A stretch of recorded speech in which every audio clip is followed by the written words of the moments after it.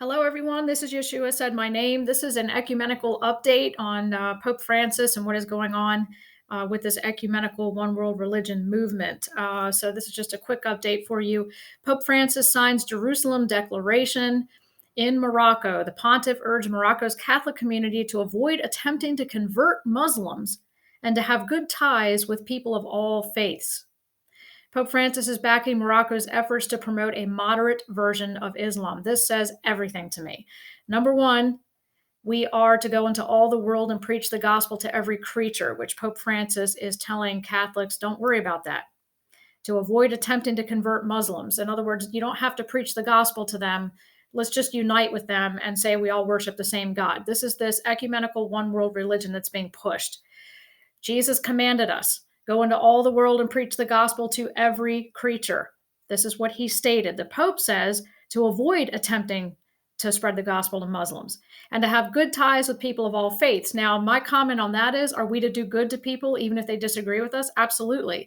The scripture tells us that we are even to do good to an enemy. However, we are not to compromise the truth for the sake of peace. Pope Francis is backing Morocco's efforts to promote a moderate version of Islam. So here is a man, yet again, claiming to be of Christ. And of course, all through this channel, I've told you for the last 3 years that I feel the Lord has revealed to me that this papal dynasty is Antichrist, that the Vatican in Rome is the harlot church, Mystery Babylon the Great in Revelation 17 and 18. And rather than promoting Christ as being the only way, the truth, and the life, and that no one can come to the Father except through Christ, Pope Francis is backing Morocco's efforts to promote a moderate version of Islam. Now, I've done videos in the recent past showing you how Pope Francis put out a small documentary where he was combining his peace initiative efforts, his ecumenical efforts with Buddhists and Judaism, Islam, Christianity, Catholicism, which are not the same thing. Christianity and Catholicism are not the same, even though people will tell you they are. They most certainly are not, according to the scriptures.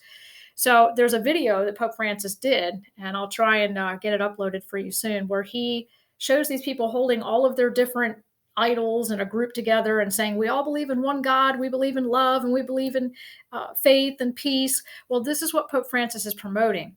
Jesus came here and said, do not suppose I come to bring peace on the earth. I come to bring a sword of division.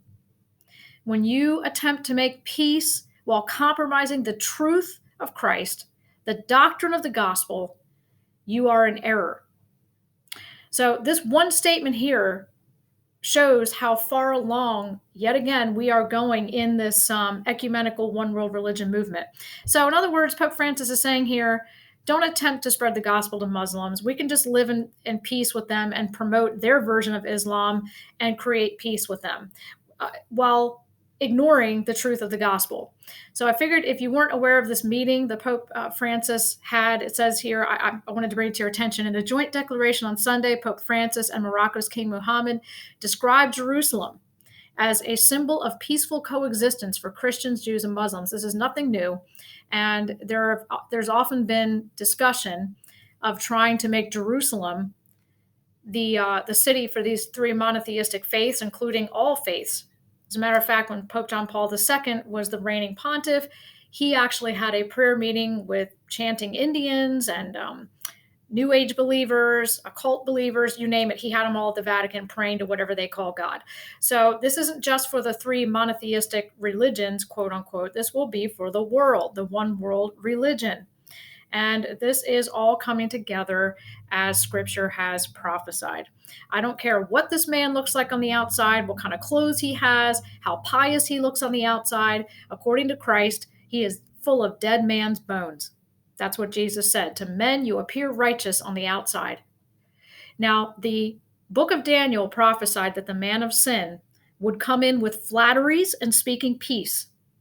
This is what this man is doing. He will look like a lamb outwardly, but speak the words of the dragon. So what he is doing is he's coming with flatteries and peaceful statements.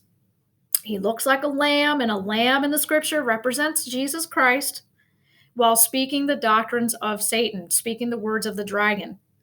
And this is substantiated in the book of Daniel. It's substantiated in Revelation 17 and 18, identifying the papal dynasty as Antichrist and Vatican City State as being the small people that this man of sin would come from that would lead the world astray. Satan does not infiltrate looking evil, he infiltrates looking like the real thing. So I wanted to bring this to your attention for those of you who may not have heard about this declaration that was signed in Jerusalem.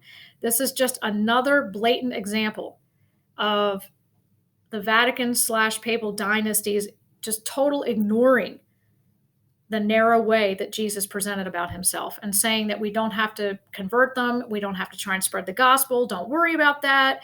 We can compromise the truth for good ties, and that we need to back efforts of moderate version of Islam. This is complete heresy. This man is a wolf in sheep's clothing, and he is fulfilling prophecy from the book of Daniel and Revelation 17 and 18 of the man of sin, the papal dynasty in Rome. More to come soon. God bless you. Thank you for listening.